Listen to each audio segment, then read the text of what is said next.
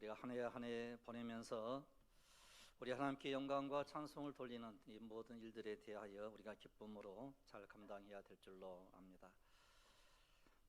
오늘 말씀을 통해서 함께 생각할 제목은요, 믿음으로라고 하는 제목입니다. 이런 우리가 히브리서를 쭉 보면서 이 히브리서는 유대교를 섬겼던 사람들이 새로운 예수의 공동체에 들어오면서 이제 예수님이 어떠한 분이신가, 이것을 상세하게 말씀을 하고 있습니다. 그래서 그분은 대제사장이시다, 존재의 근원자가 되시는 하나님이셨다, 이걸 이제 알려주고 있습니다. 그리고 어떠한 믿음으로 주님을 섬겨야 할 것인가에 대한 말씀을 이제 하고 있는데, 그게 이제 히브리서 11장입니다. 그래서 이 11장에서 드디어 이제 믿음은이라고 쓰기를 이제 시작한 거죠. 그래서 핵심은 뭔고 아니요, 믿음을 가지고 살라, 오직 예수 그리스도를 믿는 믿음을 가지고 살아야 된다라고 하는 것을 이제 알려주고 있습니다. 그래서 이제 그 히브리서 10장을 보시면 참 마음과 온전한 믿음으로 하나님께 나아가자, 그리고 10장 23절에서는 믿는 도리의 소망을 굳게 잡아야 된다. 그리고 38절에 가서는 하박국 선지자의 말씀을 인용하면서 의인은 믿음으로 말미암아 살리라, 이런 말씀들을 상세히 이제 알려주고 있습니다. 그래서 첫째는 예수 그리스도, 그분은 누구이신가, 이걸 이야기를 하고 있고, 그리고 그 예수 그리스도를 우리가 굳건하게 잡아야 된다, 이 말씀을 합니다. 그래서 11장에 들어와 가지고는 믿음의 선조들, 믿음의 선진들을 한 명씩 한 명씩 거론해 가면서 이렇게 살아야 믿음으로 사는 사람들이야 라고 예증을 보여주고 있습니다. 그러면서 결국은 영혼을 구원함에 이르는 믿음을 가진 자라야 된다는 거예요. 이런 우리가 최고의 승리자가 누구인고 아니요, 우리의 영혼의 구원을 이루는 사람인 줄로 믿습니다. 그래서 우리는 끝까지 예수 그리스도를 믿는 믿음으로 충만해야 될 줄로 믿습니다. 그래서 그러면서 이제 11장의 믿음의 영웅들을 이제 상세하게 기록을 딱 하면서 믿음은 바라는 것들의 실상이라고 정의를 내리고, 그리고서 이제 히브리서에 대한 말씀 속에 이제 인물을 등장을 시킵니다. 오늘 이제 몇 명의 인물을 등장을 이제 시키게 되는 거 아니, 13절 그 이하를 쭉 보게 되면 이제 오늘 3절부터 시작된 말씀인데, 이제 첫째는 아벨입니다. 아벨, 그러면 이제 믿음의 예배의 사람이었다, 이걸 알려주고 있고, 그 다음에 두 번째로 에녹 그랬을 때에는 하나님과 동행하는 사람이었다, 동행하는 믿음. 그 다음에 세 번째로는 노아인데, 이 노아는 증거하는 믿음을 가진 사람이었다. 그리고 네 번째로는 아브라함, 이삭, 야곱을 이제 딱 등장을 시킵니다. 그러면 이 믿음은 어떤 믿음이었는고 하니, 공통된 게 순종하는 믿음이었다는 거예요. 그 다음에 마지막 이제 사라를 기록을 하고, 이제 오늘 이제 이 사라까지 말씀을 좀 드리려고 그러는데, 이 사라는 약속을 믿는 믿음의 사람이었다는 거예요. 그러니까 여기서 우리에게 보여주고 있는 예배, 동행, 증거하는 믿음, 순종하는 믿음, 약속을 믿는 믿음의 사람이 어떠한 삶을 살았는가를 이제 알려주고 있습니다. 이렇게 5명의 믿음의 사람을 쭉 이제 말씀을 이 시간 드렸는데, 이 믿음이 오늘 우리에게 있어야 될 줄로 압니다. 그러니까 이 믿음은 이 각자마다 특별한 믿음을 하나씩 붙잡고 있는 이런 모습들을 보게 돼요. 그래서 우리 성도 여러분들 가운데서도 어떤 사람은 진짜 이쪽에 큰 믿음을 가지고 있어 라고 하는 거죠. 물론 뭐 공통된 것은 예수 그리스도를 믿는 믿음이 공통된 것이지만, 특별하게 어떤 사람은 기도를 붙잡고 이제 믿음으로 사는 사람이 있고, 어떤 사람은 나는 이제 다른 거 다 못해도 그래도 나는 예배를 하나님께 드려야 돼, 뭐 이런 사람이 있고, 내가 이제 바쁘고 힘들지만 그러나 나는 주님과 동행하는 사람이야, 뭐 이런 어떤 믿음을 가지고 있는 사람들이 있거든요.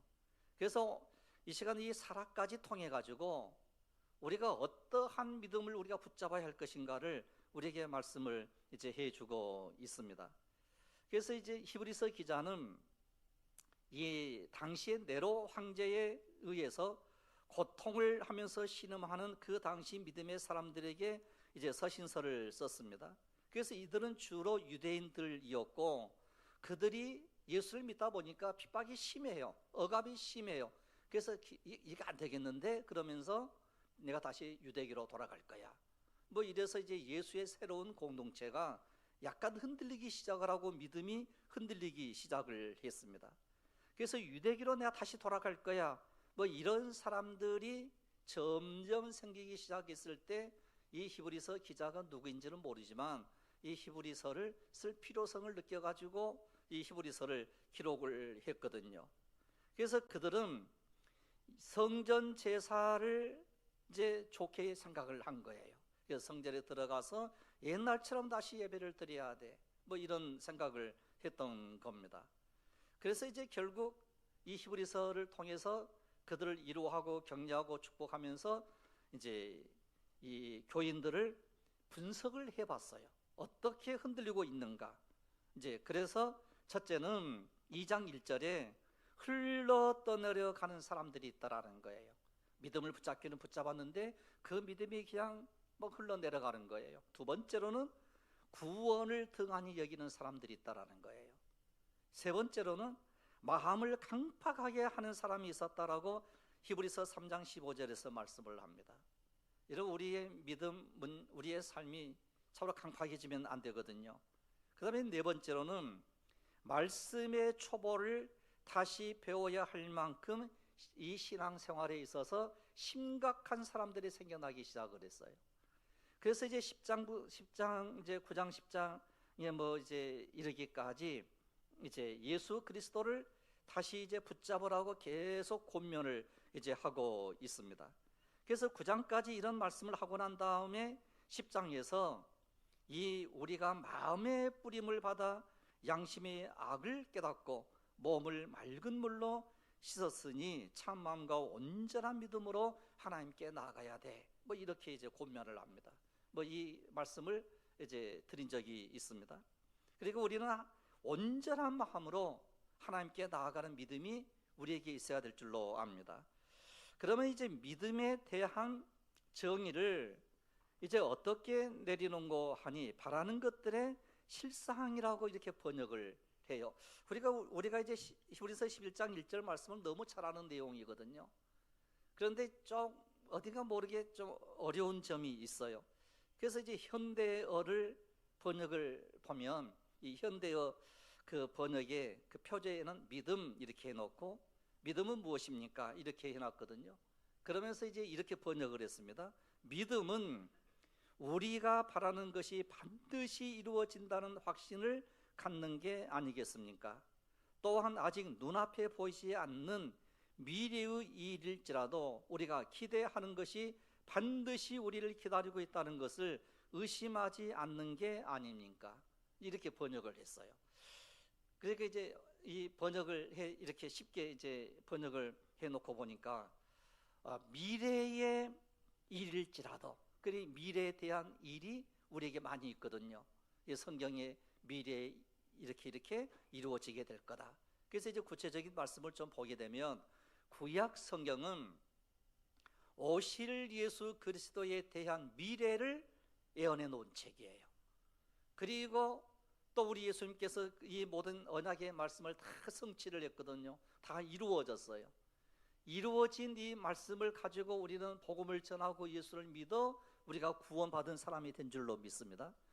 그런데 우리 예수님께서 또 하나의 약속을 해주고 있습니다. 미래에 일어날 일, 내가 다시 오겠다는 거예요.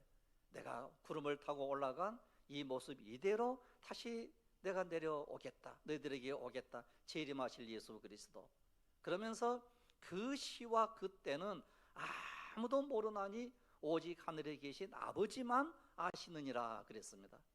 그래서 오직 아버지만 아시는 주님 오시는 그 날을, 미래에 대한 그 날을 우리가 기다리고 고대하면서 우리가 신앙생활을 하고 있습니다.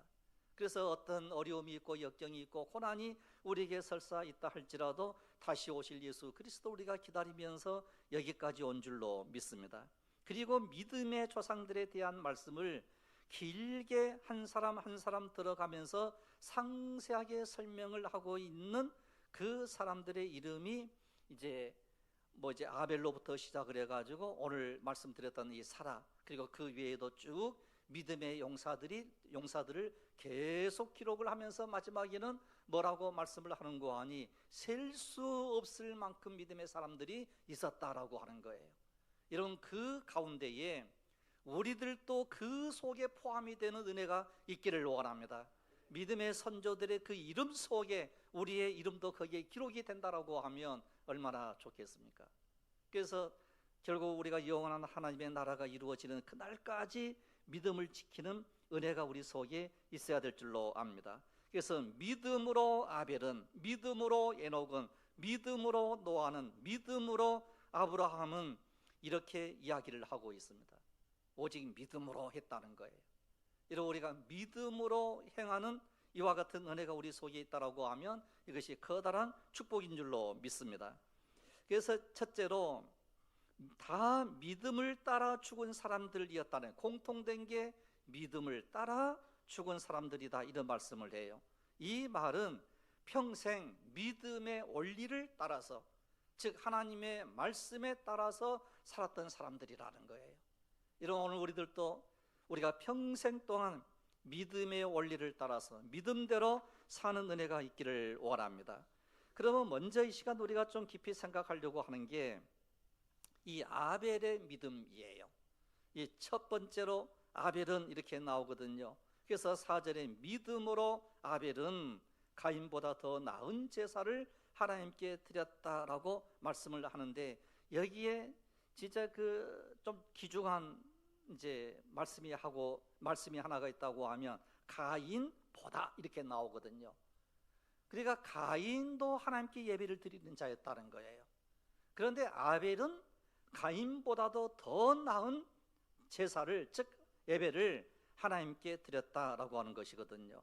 그러면 이 말씀 속에는 가인과 아벨의 그 삶이 무엇인가가 달랐다는 거예요. 그래서 어떤 게 도대체 달랐을까라고 하는 것을 우리가 성경 곳곳에서 우리가 찾아볼 수가 있거든요.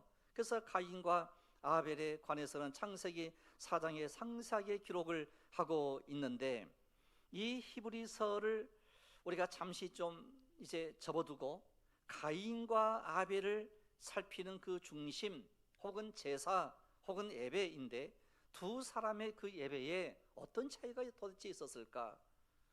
이제 이걸 이 시간 좀 깊이 생각을 하려고 합니다. 그래서 우리가 꼭 기억해야 될 것은 아벨과 같은 믿음을 드리자, 가인과 같은 예배를 드리지 말자, 이런 의미가 아니고 예배자로 살자는 거예요. 이런 오늘 우리가 항상 하나님께 예배자로 드리는 것, 즉 예배를 드리며 사는 사람이 최고의 큰 믿음이라는 거예요.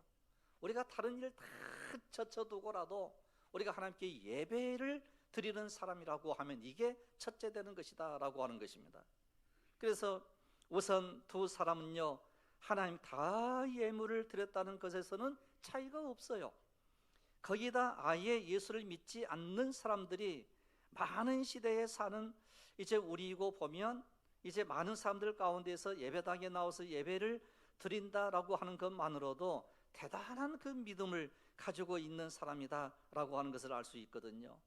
이런 이 두 사람의 그 예물에 있어서 어떠한 차이 때문에 하나님은 가인의 것을 받지 않고 아벨의 것을 받았느냐라고 했을 때에, 여기서 우리가 좀 분석을 해본다라고 하면 아벨은 첫 새끼를 드렸다고 하는 것이고, 이제 이 아벨은 첫 새끼를 하나님께 드렸다라고 이렇게 말씀을 하고 있고, 가인은 땅의 소산을 가지고 하나님께 드렸다라고 하는 거거든요. 즉 이제 뭐 땅의 소산, 그 다음에 양의 첫 새끼, 뭐 이건 그 당시로는 이 율법이 없었어요. 가인과 아벨 시대 때에는 어떻게 해야 된다라고 구체적인 어떤 율법 내지는 제사의 의식, 제사의 내용, 이게 별로 없었거든요. 그런데 성경은 아벨이 더 나은 제사를 드린 거야, 이렇게 분석을 하고 있습니다. 그러면 여기에서 문제가 되는 게 뭔고 하니, 가인이 뭐 예배를 잘못 드렸다, 아벨이 제사를 더 잘 드렸다, 이런 의미보다는요, 예배를 드리고 난 이후의 문제라고 하는 거예요. 이런 그 5절을 가인을 보면 하나님 앞에 심히 분하여 안색이 변했다라고 이제 그 창세기에서 말씀을 하고 있습니다. 그래서 이제 창세기 이제 그 4장에서 이제 이 아벨의 제사, 가인의 제사, 이 말씀을 보게 되면 이런 말씀이 나옵니다. 하나님께서 아벨의 제사를 받았어요. 가인의 제사는 받지 않았어요. 그런데 이 가인이 어떠한 반응을 보이기 시작을 하는 거 아니요, 심히 분하여 안색이 변했다. 막 화가 나니까 얼굴이 변한 거예요. 이런 예배를 드리고 난 다음에 우리의 얼굴이 좀 변해야 될 줄로 믿습니다. 어떤 얼굴로 변해야 되는 거 아니요, 기쁨의 얼굴로 변해야 돼요. 하나님이 내 예배를 안 받으셨나 봐, 뭐 이런 생각을 하거든요. 그런데 하나님은요, 가인의 예배도 보았어요. 아벨의 예배도 보았어요. 그런데 오늘 히브리서를 보시게 되면 아벨이 가인보다 더 나은 제사를 드린 거야, 뭐 이렇게 해석을 합니다. 그리고 여러분, 우리가 하나님 아버지 앞에서 예배 조금 잘못 드려도요, 하나님은 그 예배를 보고 계세요. 그러나 그 다음이 문제예요. 그 다음이 하나님이 내 예배를 안 받았어, 막 이러고서 화를 내면 돼요, 안 돼요? 화를 내면 안 된다는 거예요. 여러분, 어떤 교회가 좋은 교회인 거 아니요, 예배를 딱 드리고 밖에 나가는 반응과 그 얼굴 보면 알아요. 어떤 교회는 예배를 드리고 나왔는데 얼굴이 죽을 상이야, 성도들이. 그러면 좋은 교회예요, 안 좋은 교회예요? 별로 좋지 않는 교회예요. 교회는 교회지만 별로 좀 그래요. 그런데 좋은 교회는 목사님이 설교를 좀 잘못했어요. 그냥 좀 잘못했어도 나가면서 얼굴이 밝아지면 그 교인들은 좋은 교인들이고 좋은 교회예요. 믿습니까? 여러분, 그러니까 우리의 얼굴이 변하는 거예요. 그게 다시 말씀을 드리면 중심이 누구여야 되는 거 아니요, 중심이 우리 주 예수 그리스도여야 된다는 거예요. 중심이 하나님이어야 된다는 거예요. 여러분, 그런데 중심이 우리 자신이 되고 목사 자신이 되고 장로 자신이 되고 그리고 뭐 다른 어떤 것이 이제 된다라고 하면 그건 별로 좋은 것 아니에요. 오직 하나님께 영광을 돌리는 삶, 이 삶이 우리에게 있어야 될 줄로 압니다. 그런데 창세기를 보시면 어찌하여 안색이 변하느냐, 만약에 내가 선을 행하면 어찌 낯을 들지 못하겠느냐, 선을 행치 아니하면 죄가 문 앞에 엎드려지니라, 이런 말씀이 나와요. 그러면서 이제 해주시는 말씀이 뭔고 하니요, 죄가 너를 원하나 너는 죄를 다스릴지니라, 이렇게 나와요. 너는 죄를 다스릴지니라. 이러고 우리가 죄를 지을 수 있거든요. 잘못되게 우리가 나아갈 수 있거든요. 그러면 그때 우리가 어떠해야 되는 거 아니, 이 죄가 진짜 잘못돼서 그리고서 그 죄를 그냥 막 다스려야 돼. 어떻게 다스리는 거 아니, 내가 죄를 지었으면 하나님 앞에 내어놓은 거예요. 하나님 앞에 내어놓고 간절히 간구하고 기도하여 내 죄를 용서해 주십시오. 이랬을 때 우리 예수님께서는 우리의 모든 죄를 다 씻어주시게 될 줄로 믿습니다. 그런데 우리가 죄를 다스리지 못하면 어떻게 되는 거 아니, 그냥 또 죄를 짓고 또 죄를 짓고 또 죄를 짓는 거예요. 그러다 보면 그 다음에는 양심이 마비가 돼요. 그래서 죄를 지어도 괜찮구나, 뭐 이렇게 되거든요. 그런데 죄의 삭은 뭐라고요? 사망이라고 그랬어요. 그러니까 우리는 늘 죄를 다스려 버리는 이것으로 인하여 참으로 모든 죄를 없애버리는, 예수 그리스도의 보혈의 피로 모든 죄를 없애버리는 이런 은혜가 있기를 원합니다. 그래서 타락한 우리 사람에게 말씀해 주시는 건데, 우리에게 있는 이 죄성, 이것을 다스리는 것이 거룩함이며 이 죄를 다스리는 것이 경건함인 것입니다. 어쨌든 이것으로 보면 아벨을 쳐 죽이는 사건을 염두에 두고 이 말씀을 하신 것 아니에요. 그러면 오늘 우리는 이 가인의 그 생활이 선을 행하지 않았다는 것을 알 수 있어요. 가인은 선을 행하지 않았다.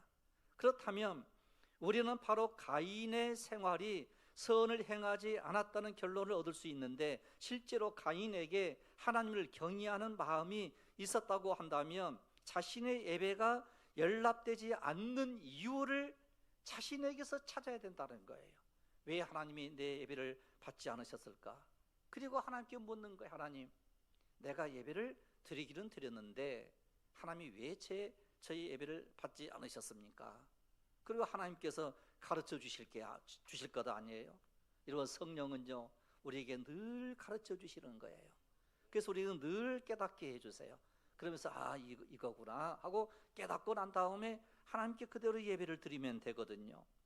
그래서 창세기 4장 8절에 보시면 가인이 들에서 아벨을 쳐 죽이니라고 기록을 하고 있습니다. 그래서 가인에게 있어서 하나님에 대한 두려움이나 하나님이 보시고 계신다는 그 의식은 전혀 없었던 거예요. 이런 만약에 하나님이 지금 나를 보고 계신다라고 했을 때에 이런 자기 사랑하는 동생을 어떻게 죽일 수가 있겠습니까? 절대 죽일 수가 없거든요. 하나님이 보고 계시니까 죄를 지을 수 없거든요. 그런데 이 9절에서 4장 9절에서 하나님이 아벨을 찾는 질문이 나와요. 아벨이 어디 있느냐? 그러니까 가인이 뭐라고 이야기를 하는 거 아니? 내가 아벨을 지키는 사람입니까? 라고 하나님께 원망을 해요. 하나님께 막 달려드는 거예요. 이런 가인의 그 생활의 그 모든 그 삶을 보게 되면 진짜 이 가인은 하나님을 경외하지 않았다는 거예요. 이런 하나님을 잘 섬기는 이 믿음이 오늘 우리 가운데 있기를 원합니다. 그래서 우리가 어떤 일을 하든지 믿음으로 하는 거예요. 믿음으로 하다 보면 세상의 방법이 아니에요. 세상의 방법인 것처럼 가지고 우리가 무슨 일을 하다 보면 이게 정반대로 나갈 수 있거든요. 어떨 때는 상식도 안 통하는 것처럼 느껴지고, 어떨 때는 너무 무식하게 느껴지고 막 그럴 때가 있거든요. 그러나 믿음으로 하게 되면요, 모든 게 달라지기 시작을 해. 모든 게 변하기 시작을 합니다. 그래서 요한일서 3장 12절에 이 사도 요한이 이렇게 말씀을 합니다. 가인과 같이 하지 말라. 저는 악한 자에게 속하여 그 아우를 죽였느니라, 이렇게 나와요. 그러니까 가인은 어떤 사람이었는고 하니 악한 자에 속해 있었다는 거예요. 여기 악한 자, 이것은 뭘 의미하는 거 아니? 하나님을 경외하지 않았다는 거예요. 여러분, 우리는 오직 하나님을 경외하며 나아가는 은혜가 있기를 원합니다. 그러면서 유다서 11절을 보시면 화 있을진저 이 사람들이여 가인의 길에 행하였으며, 이렇게 말씀을 합니다. 이런 마음이 없는 죽은 예배 형식만을 들여놓고 나는 하나님께 잘못한 것이 없다라고 항변하는 거예요. 이런 우리는 때로는요, 하나님께 진정으로 예배를 때로는 내가 못 드렸구나 이럴 때가 있거든요. 그러나 우리는 늘 노력해야 돼요. 하나님께 진정으로 찬양하고 진정으로 기도하고 진정으로 말씀을 사모하는 이런 은혜가 우리 속에 있어야 될 줄로 압니다. 그래서 이러한 모든 모습들을 보면서 마태복음 23장 35절에서 이렇게 말씀을 해요. 우리 예수님께서 그러므로 의인 아벨의 피로부터 성전과 제단 사이에서 너희가 죽인 바라가의 아들 사가랴의 피까지 땅 위에서 흘린 의로운 피가 다 너희에게로 돌아가리라, 이런 말씀을 해요. 그러니까 이 말씀의 의미는 뭔고 하니요, 이 아벨은 의인이었다는 거예요.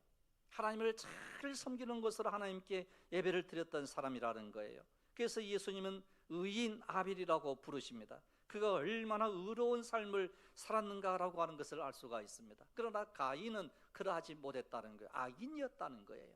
이런 의인은 어떤 사람입니까? 오직 믿음으로 사는 사람이 의인인 줄로 믿습니다. 그래서 오늘 본문 히브리서 11장 4절에 믿음으로 아벨은 가인보다 더 나은 제사를 하나님께 드림으로 의로운 자라 하시는 증거를 얻었으니 하나님이 그 예물에 대해서 증거하심이라. 저가 죽었으나 그 믿음으로써 오히려 말하느니라, 이렇게 말씀을 합니다. 그래서 여기에서 우리가 볼 수 있는 게 우리 하나님이 어떤 하나님이신가? 우리 하나님은요, 순양의 번제와 살찐 짐승의 기름에 배불렀고 나는 숫송아지나 어린 양이나 순염소의 피를 기뻐하지 아니하노라라고 이사야 1장 11절에서 말씀을 하고 있거든요. 그러면 이 말씀의 의미는 뭔고 하니 너희가 믿음으로 해야 돼 이거예요. 너희가 의인으로 살아야 돼 이렇게 말씀을 하고 있습니다. 그래서 로마서로 들어가서 보면 오직 의인은 믿음으로 말미암아 살리라 그랬어요. 그래서 이 시간 우리가 붙잡고 기도해야 될 제목이 있다라고 하면 우리에게 믿음을 주십시오.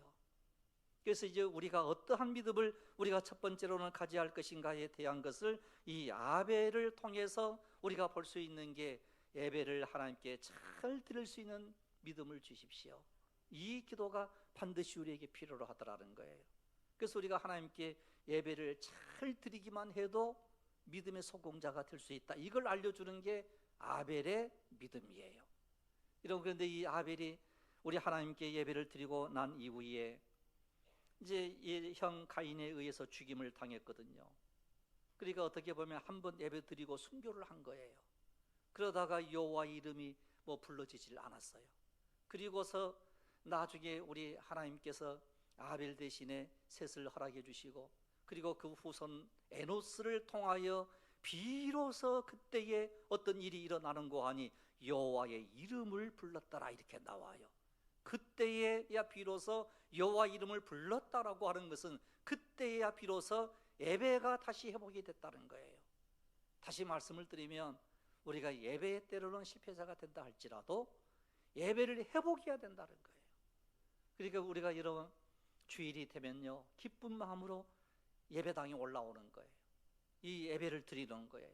예배를 드리는 삶이 최고의 복된 믿음이라고 하는 것을 우리에게 알려주고 있습니다. 그래서 오늘 말씀을 통해서 이 시간 우리가 알아야 될 것은 하나님께서 아벨을 의인으로 부르시고 이 히브리서를 통해서 믿음으로 살아간 사람의 목록 첫 번째에 아벨의 이름을 올릴 수 있었던 것은 바로 아벨의 생활 예배, 그리고 의로운 삶으로 믿음으로 살았던 사람. 예배와 믿음은요 뗄래야 뗄 수 없는 거예요. 그 사람을 우리 하나님께서는 의인이라고 부르는 거예요. 그러니까 결국 오늘 우리들은 믿음을 가지고 사는 사람들입니다. 그렇기 때문에 우리는 의인이에요. 누구의 은혜로? 오직 예수 그리스도의 은혜로. 그래서 이 시간 우리가 붙잡고 기도해야 될 그 말씀이 있다라고 하면 예배를 다시 회복을 시켜주시고 아벨과 같은 믿음을 우리에게 주십시오. 그래서 이 예배를 통해서 하나님을 만나고 말씀의 귀를 기울이고 그리고 하나님께 더 가까이 나아갈 수 있는 복된 믿음의 사람이 되어야 될 줄로 압니다. 그래서 이 시간 던져지는 질문은 이것입니다. 금년 한 해도 예배에 성공했습니까? 여러분, 오늘 우리가 금년 한 해도 예배에 성공한 사람으로, 그리고 또한 내년을 맞이할 수 있는 귀한 은혜가 오늘 여러분들 가운데 임하시기를 주님의 이름으로 축원합니다. 기도드리겠습니다. 거룩하시며 자비로우신 우리 아버지 하나님, 참으로 믿음은 바라는 것들의 실상이라고 말씀을 하셨고, 믿음으로 모든 세계가 하나님의 말씀으로 지어졌고, 믿음으로 아벨은 가인보다 더 나은 제사를 하나님께 드렸다고 말씀을 하셨사온즉, 우리가 하루 한 해 한 해 살아갈 때, 한 주 한 주 살아갈 때에 아버지여 오직 믿음으로 사는 은혜가 우리 가운데 있게 하여 주시옵소서. 어떠한 일을 하든지 믿음으로 하게 하옵소서. 할렐루야. 감사드리옵고 우리 주 예수 그리스도 이름으로 기도드리옵나이다. 아멘.